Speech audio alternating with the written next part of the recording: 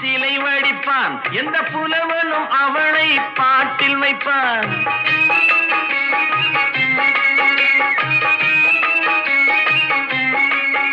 எந்த கலைஞனும் அவளை சிலை வடிப்பான், எந்த புலவனும் அவளை பாட்டில் வைப்பான். அந்த இயற்கையும் அவள் மேல் காதல் கொள்ளும், அவள் நினைவாலே என் காலம் செல்லும். நான் பார்த்ததிலே அவள் ஒருத்தியை தான் நல்ல அழகி என்பேன், நல்ல அழகி என்பேன்.